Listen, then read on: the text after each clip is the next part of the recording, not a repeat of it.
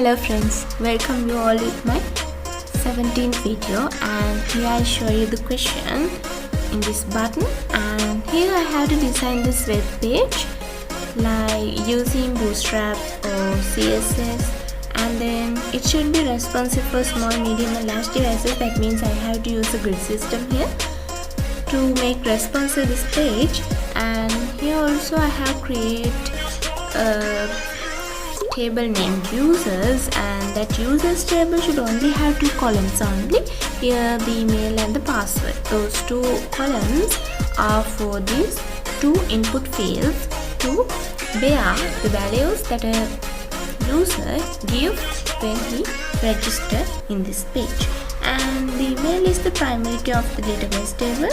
I show you the database table that I have created, and I show you the way that I have created this table and what are the primary keys. And so then here you can see these two columns, and the name of the table is users, and here this is the email column. I have given varchar 45 here, the data type and the length of it. And here I have made this as primary key, and the next column is password. This is how I have created table, and I'll show you again the question. Create a PHP program to add users to the database. In this case, every field should be validated. Create a database connection between the web page and the database. Create an SQL query to add data to the database. Execute that SQL query. The web page cannot read out upon button click. So that means I have to make this user registration without reloading the page. That means I have to use the method here for making this user registration is Ajax. So I'll show you the answer here. You can see the page here, this side for the user registration and this side for the user login. In this case, I have only developed this registration site. I'm wishing to aware you about this login site in my next video. So then here I'll show you how a user can register in this page. And here first of all, if he clicks this button without entering any detail to these two input fields, he might gain this type of alert. So then he has to enter an email. I'm entering an email as like samushana@gmail.com. And again, if he clicks this button without entering in password, he might gain this type of alert. That means he have to enter the password here. So I'm entering a password as like this. So then if he clicks this button again, then it means wow, you are done. So then when he clicks this OK button, this page is reloading again as to register another user here. First of all, I'll show you the database, how it had been updated, and I refreshing it.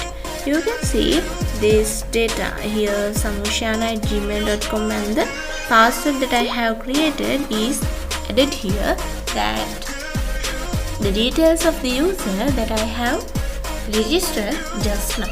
So then I'll show you the code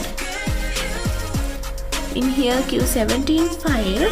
You can see here index_Q17. This is the file that I have included the question and the image related to the question, and this is the button for the ans_Q17 PHP file. Here this is the ans_Q17.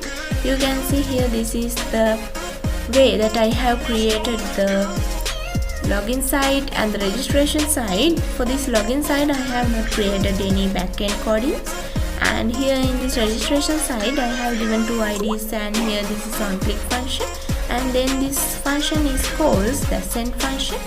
And this is how I have gained the values of the input fields to these two variables, and this is how I have created the Ajax object and passed it through the get method to the process17.php file.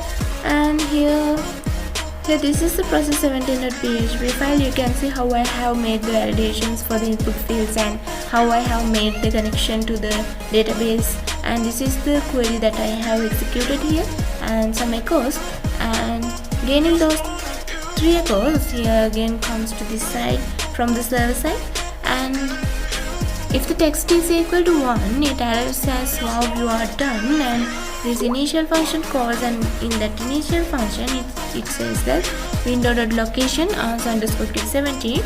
Because of that function calling, the page reloads when after a user registers in a successful manner.